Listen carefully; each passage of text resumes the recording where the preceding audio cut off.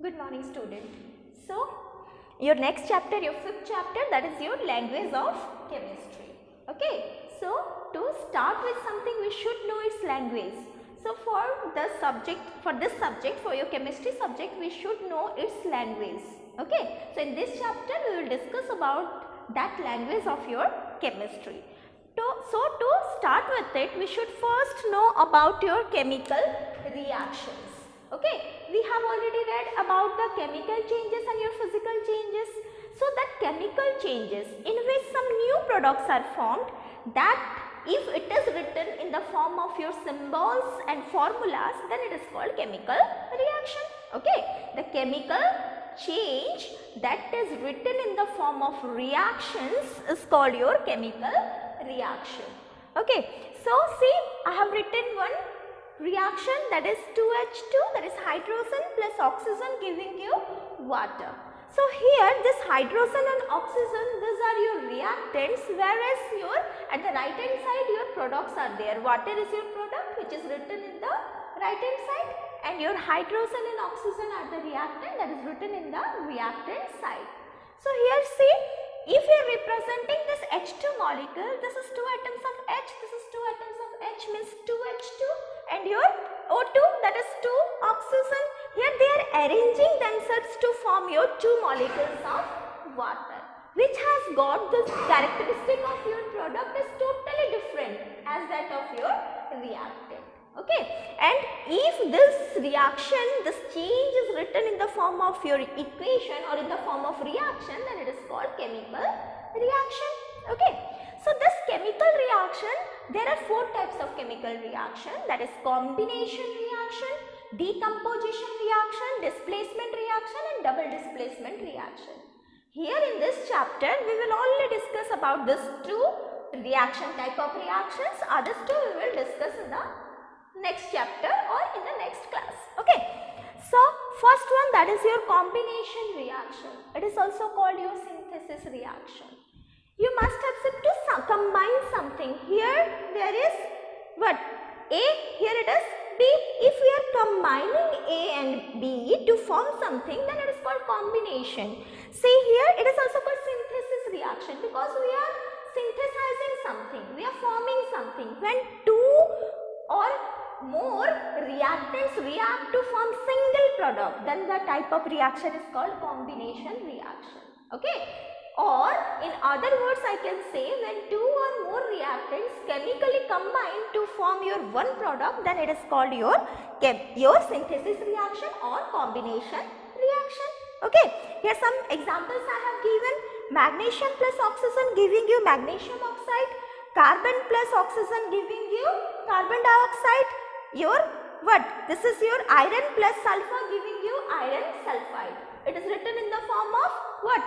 Your chemical equation. See here, two reactants, they react chemically, they react to form your products. Okay, so this is about your combination reaction. Now decomposition reaction. See the name, decomposition. D means breaking. Okay, so decomposition is just the reverse of your combination reaction. Decomposition means when your one reactant is there and it is decomposed or it is break into smaller reactants, then it is called decomposition reaction. Like AB is there, okay, the combination reaction I have told you, AB, it is forming A plus B, forming your AB. When it is decomposed into again A plus B, then it is called your decomposition reaction. But listen students, for decomposition reaction, it doesn't take place of itself. Okay, some outer, we can say, force should be given to decompose the reactant. For example, here water is there. By applying your electricity, this water is decomposed to form your hydrogen and your oxygen. Likewise, when heat is given or your calcium carbonate is heated, then it will form your calcium oxide and your carbon dioxide. So here in this examples you can see one reactant, it is decomposed to form your 2 or more products. Okay, so this is about the 2 type of reaction, that is combination and your decomposition reaction. Next comes your, what are the condition for the chemical reaction? Okay, chemical reaction doesn't take place of its own. There must be some condition for which by which your chemical, by which we can say your chemical reaction is carried out. So what are that condition? First of all, close contact. When a reactant is here and another reactant is here, it cannot react of itself. Okay, there must be, we should bring the two reactants closer to each other. A close contact must be there. For example, your sodium, it is very reactive. When your water is added to sodium, a vigorous reaction is there and your sodium hydroxide and hydrogen gas will be formed. So for this particular reaction, your close contact is necessary. Likewise, what is the second condition? That is the presence of your solution. Okay, there are so many reactions in which doesn't take place in its dry state, in its normal state. It must be taken in the solution form to carry out the chemical reaction. Like your sodium sulfate and barium chloride.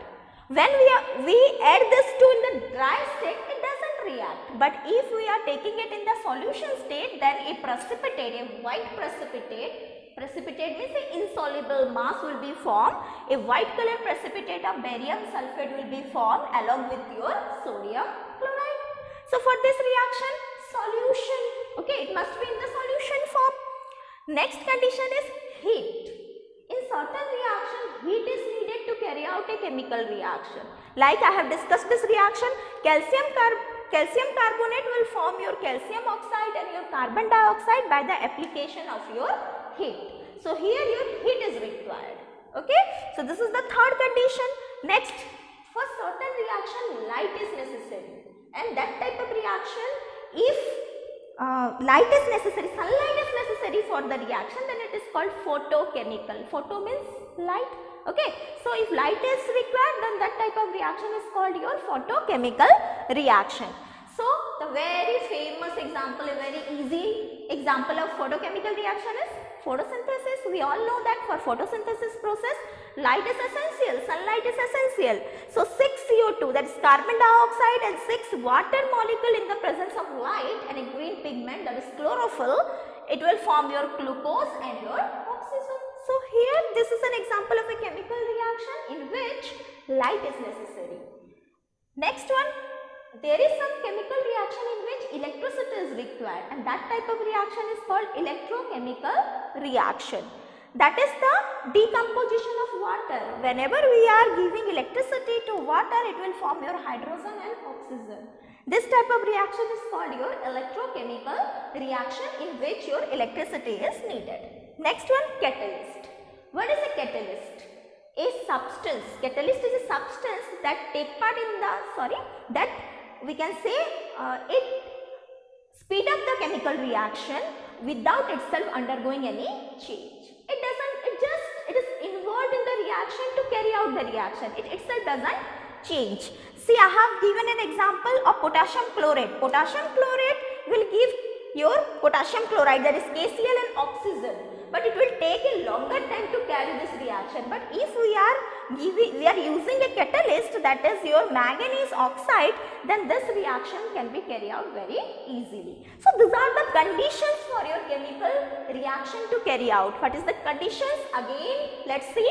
Close contact, presence of solution, heat, light, then electricity and your catalyst. Okay. So in your book, next in your book, there are two activities. You can see your activity 1 and your activity 2. So what is that first activity? There is a reaction. Okay. We can say two things. There are two things, that is your sodium chloride and your lead nitrate. Sodium chloride and lead nitrate. If we are just mixing sodium chloride and lead nitrate, then no reaction will be there. But if sodium chloride and lead nitrate, they are taken in two test tube and they are what?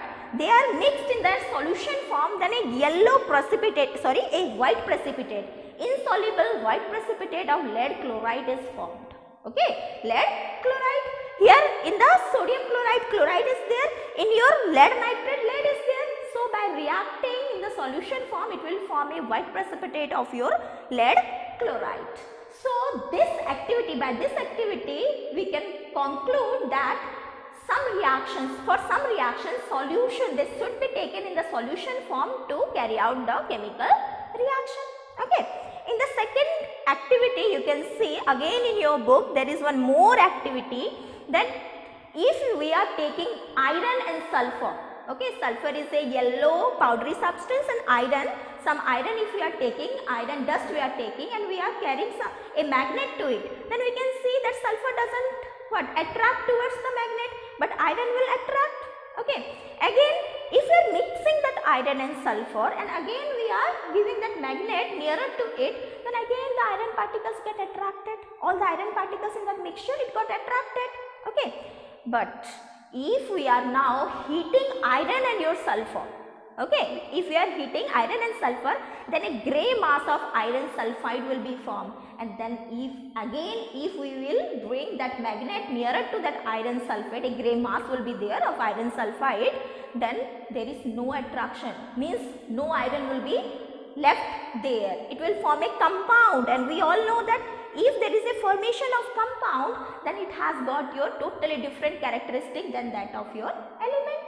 Okay, so that confirms that heating is very necessary for your chemical reaction. In the two activities we can see these 2 points is confirmed, that is presence of solution is important, as well as your, what is the second one, that is heat is necessary for a chemical reaction. Okay, so this is about your conditions of your chemical reaction.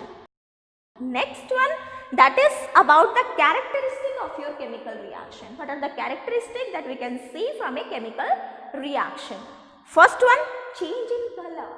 Okay, there is change in color when a chemical reaction is carried out. For example, here an example I have given, copper sulfate plus iron, giving you iron sulfate plus copper. Listen student, we will do this activity when your school will reopen. I can show you this reaction, particular reaction. Copper sulfate is blue in color. If we are adding some iron nails on that, then it will change to green. Okay, here change in color will be there because the color of your iron sulfate, that is green, dirty green solution will be there. So this confirms that during a chemical reaction there is change in color. Again in your book, activity 3 is there. What is that activity?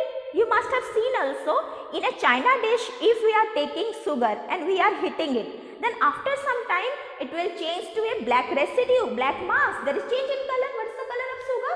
It is white, but after hitting it will change to black. That means some chemical reactions is carried out. Okay, so that activity confirmed that there is change in color. Next one, what is the characteristic? Change of smell.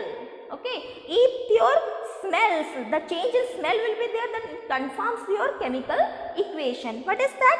When your H2 react with your sulfur, it will form your H2S. A very rotten egg smell will come. There is no smell of hydrogen or sulfur, but H2S, the smell of H2S, hydrogen sulfide, is rotten egg smell. This change in smell confirms the presence of chemical equation. Okay, chemical reaction. Next, third one, that is change of state. Okay, we all know that when a chemical equation is carried out, there is change of state. For example, your hydrogen and oxygen giving you water. Hydrogen is in the gaseous form, oxygen is in the gaseous form. On reacting, it will form your water, which is in the liquid form. Okay, so change of state is there. Reactants are in some other state, and your what? In other physical state, and your product is in some other state. So this confirms your change of physical state. Next one, evolution of gas. During a chemical reaction, there is evolution of your gas. For example, if you are taking a piece of ammonium chloride and hitting it, by hitting it, it will form your ammonia and your HCl. Okay, ammonia gas will be evolved. Okay, this confirms the evolution of your gas. Again, two activities are there in your book, that is your activity 4 and activity 5. Okay, it must have seen in a test tube, if you are taking some baking soda and adding vinegar to it, then some gas, some bubbles will be there. Okay, means there is evolution of gas, that confirms that some chemical reaction is there. Okay, or in the next activity, let's take one chemical equation itself. Okay, if we are taking some sodium carbonate and there we are adding your HCl, hydrogen chloride, Then on reacting it will form a acid, carbonic acid, which on heating again it will form a gas, carbon dioxide gas. Okay, so evolution of gas, you can see bubbles there of your carbon dioxide, which confirms that your evolution of gas will be there. So these two activities, from this two activity we can say that during a chemical reaction there is evolution of gas. Okay, next one, formation of precipitate. Okay, formation of precipitate. I have explained you that what is precipitate, insoluble mass. There is a reaction, AgNO3, that is silver nitrate plus sodium chloride will form your AgCl and NaNO3. AgCl, this is a white color precipitate. Some insoluble mass will be settled in that test tube, that is the formation of your precipitate. Okay, and the last one, that is your heat released or absorbed.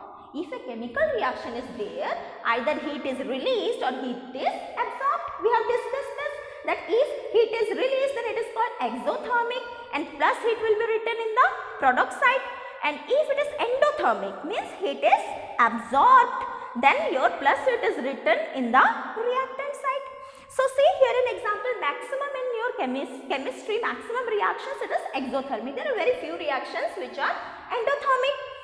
So here is a reaction, calcium oxide plus water giving you calcium hydroxide, and heat will be, this is the symbol, this triangle symbol, this is for heat. So here your evolution of heat is there. Okay, so this is what? This is the, we can say, the characteristic of your chemical equation. Again one activity is there, there is a reaction, potassium iodide, Ki. Okay, when it is added with your lead acetate, PbCH3CO whole 2, it is written in your book. Okay, that is your lead acetate. When we are adding this to, it will form a yellow, a dark yellow color precipitate which settles down in the test tube.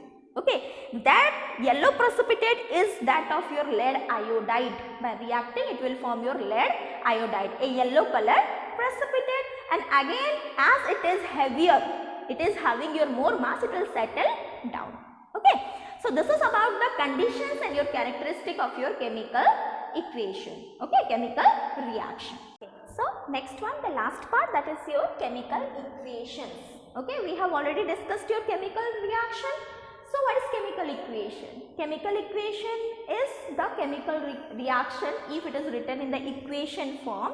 Okay, you have seen the examples that I have given, but how to write the chemical equation? Okay, what does it signify? How to write? What are the conditions to write a chemical equation? We will discuss here. If a chemical reaction or if a chemical change is written in the form of your symbols and formulas, then it is called your chemical equation. If I am telling that zinc reacts with your sulfuric acid to form zinc sulfate, and I am writing it in the form of words, then it is called word equation. Okay, it is called your chemical equation but word equation. But if I am writing it in the form of symbols and formulas, such as your zinc is Z and sulfuric acid is H2SO4 forming your ZnSO4 plus H2, then this is called your skeletal equation. This is called your chemical equation or skeletal equation. Okay, why I am telling it as your skeletal equation? Because if it is not balanced, then it is called skeletal equation, but if we are balancing that equation, it is called your chemical equation. Balancing, you will know this, okay, in the next class, in the next year at class 8 you will know this. But now let's see how this, what we can say, that chemical equation is written. Okay, there are some steps to write this chemical equation, such as always your reactants are written in the left hand side and the products are written in the right hand side. If more than 2 reactants are there, then it is written by your plus sign, and if more than 2 products are there, then also it is written by your plus sign. Okay, that is the first step. Next, reactant is forming your product. So this type of arrow symbol is there showing your reactants reacting to form products. Okay, if some reactions, reversible reaction are there. Reversible means, what do you mean by reversible? Your reactants react to give products as well as products react to give reactants. Then a reversible symbol will be there. this type of half arrow here, half arrow here, means this is forming this is forming this. So this type of reversible reaction will be there. Then next one, what is the step? If we are writing a chemical equation, then we should specify its physical state. That means S for solid, L for liquid, AQ for aqueous, G for gases. Okay, this physical states must be given. Next, if there is evolution of gas, as we have discussed that in some reaction evolution of gas will be there. So that gas, in front of that gas we should write this up-headed arrow. That means your evolution of gas is there. If this type of down-headed arrow is there, that means your formation of precipitate, that insoluble mass which we have discussed. This type of down-headed arrow should be there. Okay. Then if the reaction is exothermic, I have told you if it is exothermic, then plus heat is there in the, plus heat is written in the product side, and if it is endothermic, then plus heat is written in the reactant side, because here heat is absorbed in endothermic and heat is released in exothermic. And the last point, that is if in the reaction some pressure or temperature or catalyst are used that we have discussed, then we should write in the, I have written in the example where I have written above the arrow. It should be specified that this amount of pressure or this amount of temperature is needed for the chemical equation. Okay. Here see, I have given some example. 2H2 plus O2 giving you 2H2O. Then CH4 plus 2O2 giving you CO2 plus H2O. This is the form of chemical reaction. How chemical reaction can be written? Or N plus O. See here, I have written the temperature. Okay. Here this amount of 3000 degrees Celsius is required to react your nitrogen and oxygen to form nitrogen oxide. And also one more example that we have discussed, that by applying your, this is the symbol for heat, applying your heat, calcium carbonate will form your calcium oxide and your CO2, that is carbon dioxide. So students, okay, you can practice how to write this chemical equations. Okay, don't worry, you can, by practicing so and so, you can able to write all the chemical equation, all the chemical reaction in their perfect form. So this is about your chapter, that is language of chemistry. Thank you.